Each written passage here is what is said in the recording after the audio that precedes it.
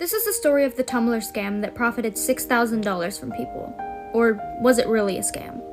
In February of 2014, a user by the name of Discontent Ramblings posted a prompt. The prompt is for a make-believe show called All But Nothing, where an asexual and pansexual become roommates. And a user called Everything Is Nightville replies that the asexual should be outgoing and the pansexual should be shy, because it's a stereotype that asexuals are the shy ones and that pansexuals are the outgoing ones. And then to top it all off, a user named Schrodinger's Nerd released this art to follow the concept. And this blew up.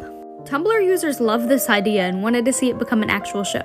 In fact, it got so popular that it was spreading to other social medias. Well, someone recognized that popularity and wanted to hop on it. In June of 2014, an Indiegogo campaign was launched to make All or Nothing an actual series. And with permission from the artist, the Indiegogo campaign used the original art from the post.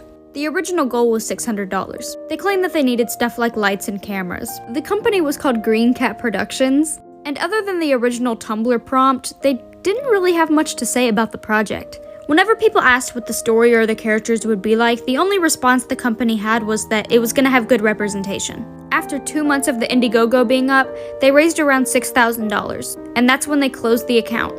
People started to question when they were going to film and release their project. And they kind of gave vague answers like, oh, well, we're working on it, we're going through some stuff. In September, the account said that they needed to sort out a few things with the bank. And then they went radio silent. And that's when Tumblr decided, yeah, this was definitely a scam.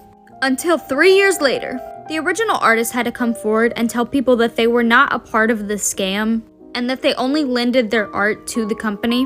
The artist also talked about a now deleted post where the All or Nothing account said that they had run out of money, but they were going to try to do the project anyway. The artist asked how they ran out of money, and the All or Nothing account deactivated.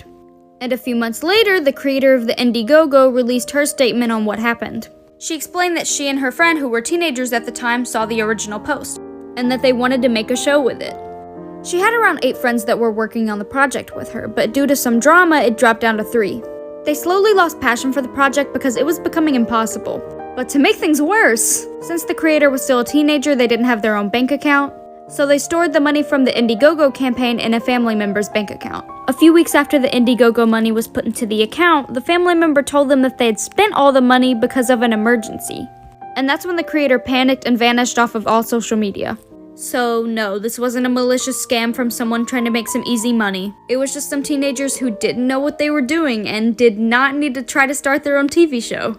The All or Nothing TV show never came out, but some girls who weren't affiliated with the original Indiegogo campaign in any way made their own mini-series, so hey, we have that. If you have any other fandoms or stories you want me to talk about, let me know.